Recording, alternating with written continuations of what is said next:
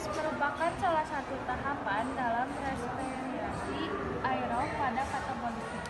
Penjelasan katabolisme sendiri adalah reaksi pemecahan atau penguraian senyawa kompleks. Oke, di sini kita bakal mulai diskusi kelompok kita. Kelompok kita ini bakal diskusi dari mulai poin 1 sampai poin ke-7 karena kita tuh waktu kemarin dipecahin. Jadi mohon simak baik-baik ya.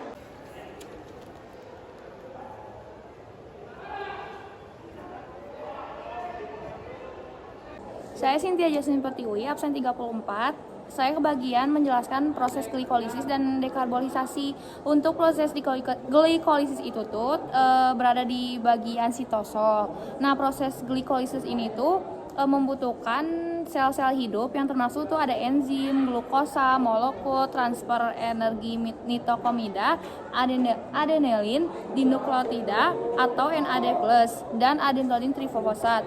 Nah, tahapan glikolisis ini tuh ada 3, yaitu ada perubahan glukosa menjadi fruktosa. Nah, di tahapan ini tuh kebagi menjadi 3 fase juga.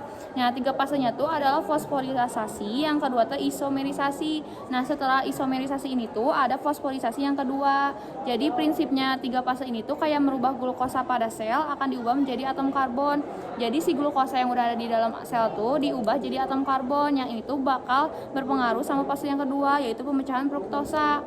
Nah, pemecahan fruktosa di sini tuh molekul piruvatnya tuh dengan 3 buah atom karbon merupakan hasil akhir yang diperlukan untuk metabolisme tubuh. Nah, untuk yang terakhir, tahapan terakhir itu yang ketiga, ada pemanfaatan ATP atau energi. Saat glikolisis berlangsung tanpa bantuan oksigen melalui pressurizasi, ini tuh bakal muncul energi atau ATP dalam bentuk zat yang dikenal dengan adenosine trifosfat atau ATP. Nah, zat ini tuh merupakan sumber energi bagi tubuh. Jadi, proses metabolisme tubuh tuh dipengaruhi oleh ATP atau energi karena ini tuh merupakan sumber energi tubuh. Nah, yang keempat tuh ada hasilnya. Nah, hasil dari proses glikolisis ini tuh merupakan 2 molekul asam piruvat dengan 2 ATP dan 2 NADH. Nah, sekarang yang bagian kedua aku bakal ngejelasin mengenai materi dekarboksilasi. Nah, dekarboksilasi ini tuh merupakan proses pengubahan zat asam piruvat menjadi 2 asetil. Nah, 2 asetil ini tuh termasuk atau unsur kimianya tuh ada KOA ditambah 2 NADH ditambah 2 CO2. Nah, proses dekarbolisasi ini tuh ada oksidasi yang terjadi perubahan satu asam piruvat menjadi satu asetil CoA. Nah, di tahapan glikolisis ini tuh jumlah satu senyawa glukosa akan menghasilkan 2 asam piruvat. Nah, akhirnya akan terbentuk pula 2 asetoil CoA. Proses ini tuh membutuhkan koenzim A. Nah, jadi bahan utama untuk melakukan proses dekarbolisasi ini tuh adalah koenzim A yang akan menghasilkan 2 NADH dan NADH+. Nah, yang tadi udah dibahas awal itu tuh pengubahan asam piruvat menjadi 2 asetil. Nah, 2 asetilnya itu menghasilkan 2 NADH dan 2 NAD+. Nah, dalam dekarbolisasi ini tuh perubahan asam piruvat menjadi asetil-CoA tuh menghasilkan 2 NADH yang aku tadi udah mention tadi, yang masing-masingnya berisi 3 ATP dan berarti dekarbolisasi ini juga menghasilkan 6 ATP. Nah, untuk perbedaan dan persamaan glikolisis dan dekarbolisasi itu, kalau misalnya glikolisis itu pemecahan glukosa yang menjadi senyawa asam piruvat. Sedangkan kalau misalnya dekarbolisasi itu tetap sama-sama asam, tapi kalau dekarbolisasi itu pengubahan asam piruvat menjadi 2 asetil yang unsur kimianya itu menghasilkan CoA+ ditambah 2 NADH ditambah 2 CO2. Nah, kalau misalnya glikolisis itu terjadi di sitosol, tapi kalau misalnya dekarbolisasi itu terjadi di matris mitokondria.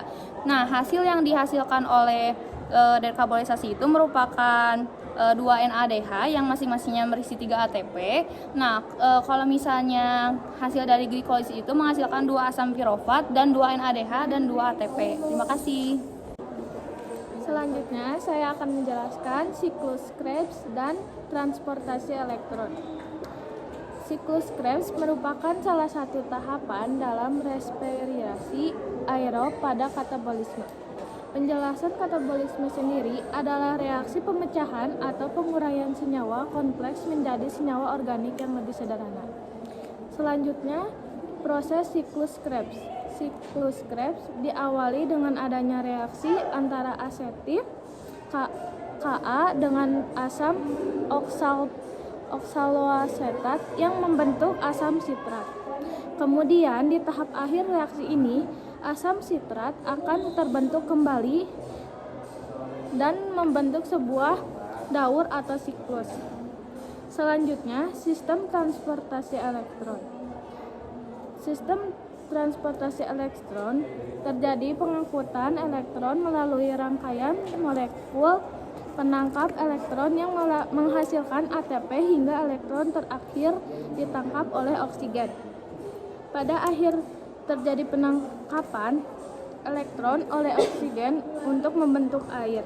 Sedangkan tiap NADH yang ada pada sistem transport elektron ini akan menghasilkan 3 ATP, lalu VADH2 akan menghasilkan 2 ATP. Selanjutnya saya Putri Nur Aini, saya akan menjelaskan respirasi anaerob. Respirasi anaerob adalah proses katabolisme yang tidak memerlukan oksigen untuk menghasilkan energi. Respirasi anaerob terjadi pada bakteri, ragi, dan organisme prokariotik ataupun makhluk hidup uniseluler yang berada pada lingkungan kadar oksigen yang rendah. Ciri-ciri anaerob. Yang pertama, sel tidak mempunyai akseptor elektron yang digunakan untuk memproduksi ATP ketika oksigen tidak ada, sehingga membuat proses dinamakan dengan fermentasi alkohol. Yang kedua, ada proses fermentasi alkohol. Ini bisa dibilang hanya bisa dilakukan oleh jamur ragi, yang dimana jamur ragi akan membuang semua gas CO2 yang berasal dari asam pirufat yang kemudian melalui tahapan dekarboksilasi oksidatif atau bisa dikenal dengan tahapan DKO. Lalu akan menghasilkan molekul karbon asetaldehida sebanyak 2 molekul. Yang ketiga ada asetaldehida, juga akan menerima elektron yang asalnya dari senyawa NADH dan diubah menjadi etanol. Dan selanjutnya ada tahapan-tahapan respirasi anaerob. Yang pertama, fermentasi alkohol. Fermentasi alkohol pada umumnya dilakukan dengan jamur ragi. Pada proses fermentasi alkohol ini akan mengubah molekul pirufat yang merupakan hasil dari glikolisi yang telah difermentasi menjadi asetaldehid. Yang kedua ada fermentasi asam laktat. Fermentasi ini sendiri terjadi pada otot manusia ketika melakukan aktivitas. Dan kelebihan respirasi anaerob. Yang pertama, yaitu tidak membutuhkan oksigen. Meski begitu, respirasi anaerob ini sangat membutuhkan banyak sulfur, karbon, dan nitrogen yang ada di sekitarnya. Kekurangan respirasi anaerob adalah jumlah energi yang dihasilkan lebih kecil bila dibandingkan dengan respirasi aerob. Hal ini dapat terjadi bukan tanpa alasan karena respirasi anaerob ini tidak membutuhkan oksigen. Selanjutnya saya Kalisa akan menjelaskan tentang sisi terang. Sisi terang merupakan reaksi yang sangat bergantung pada cahaya. Reaksi ini terjadi pada membran tilakoid. Mekanisme reaksi terang, proses berlangsungnya fotosintesis melibatkan beberapa spektrum warna. Tidak semua spektrum warna bisa efektif digunakan dalam fotosintesis. Adapun spektrum warna yang efektif dan sesuai dengan serapan pigmen fotosintesis adalah spektrum cahaya merah dan biru. Pigmen fotosintesis dibagi menjadi 2, yaitu klorofil A dan klorofil B. Kedua klorofil tersebut mampu membentuk suatu kelompok yang disebut fotosistem. Pigmen fotosintesis dibagi menjadi 2, yaitu klorofil A dan klorofil B. Kedua klorofil tersebut mampu membentuk suatu kelompok yang disebut fotosistem. Fotosistem dibagi menjadi 2, yaitu fotosistem 1, yaitu memuat klorofil A dan klorofil B dengan perbandingan 12:1. Panjang gelombang cahaya yang mampu ditangkap oleh fotosintesis 1 ini adalah 700 nm. Kedua yaitu fotosintesis 2, memuat klorofil A dan klorofil B dengan perbandingan 1:2. Panjang gelombang cahaya yang mampu ditangkap oleh fotosistem ini adalah 680 nm. Selanjutnya tahapan reaksi terang. Yang pertama aktivasi klorofil, yang kedua fotolisis air, yang ketiga sistem transport elektron, siklik dan non siklik. Perkenalkan, nama saya Kak Febriani Putri. Saya di sini akan menjelaskan tentang fotosintesis pada reaksi gelap. Pertama-tama saya akan menjelaskan tentang pengertian fotosintesis. Fotosintesis adalah suatu proses pembuatan atau pembentukan makanan yang dilakukan oleh tumbuhan, terutama tumbuhan yang mengandung zat hijau seperti daun, yaitu klorofil dengan bantuan energi cahaya matahari. Reaksi gelap atau reaksi Calvin juga biasa disebut dengan istilah siklus Calvin atau Benson disebut gelap karena reaksi ini tidak bergabung dengan cahaya matahari.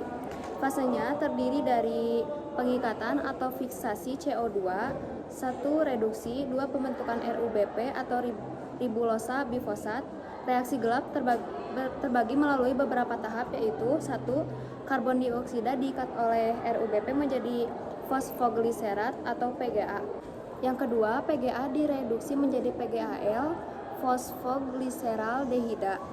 Yang ketiga, PGAL akan diregenerasi menjadi glukosa dan RuBP. Perkenalkan, nama saya Jerry Valentino Darmawan. Di sini saya akan menjelaskan tentang kemosintesis. Kemosintesis adalah proses pembentukan suatu zat organik dengan memanfaatkan sumber yang berasal dari energi hasil reaksi kimia yang dilakukan oleh suatu organisme atau bakteri yang tidak berklorofil untuk menghasilkan karbohidrat seperti gula. Dalam prosesnya, kemosintesis membutuhkan energi yang didapatkan melalui konversi biologis. 1 molekul karbon atau lebih karbon dioksida atau metana, senyawa nitrogen dan sumber makanan menjadi senyawa organik dengan menggunakan oksidasi senyawa anorganik yang diserap dari lingkungan. Contohnya yaitu gas hidrogen, sulfur, besi, amonia, nitrit, hidrogen sulfida atau metana yang merupakan sumber energi dari cahaya matahari, seperti energi yang dipakai dalam fotosintesis. Kemosintesis umumnya terjadi pada mikroorganisme dan organisme sutoraf. Tepatnya kemoautrof yang mampu menghasilkan senyawa organik, yaitu dibutuhkan dari zat-zat anorganik dengan pertolongan energi kimia. Pembentukan sulfat oleh bakteri sulfur atau Thiobacillus bagiatos membentukan nitrat oleh kumpulan bakteri nitrat dan bakteri nitrit atau Nitrosomonas, Nitrococcus dan nitrobakteri. Peran kemosintesis dalam ekosistem yaitu dalam ekosistem kemosintesis memiliki peran yang sangat penting pada daur biogeokimia. Dengan hidupnya organisme kemosintesis, maka keseimbangan ekosistem pun akan terus terjaga dengan baik.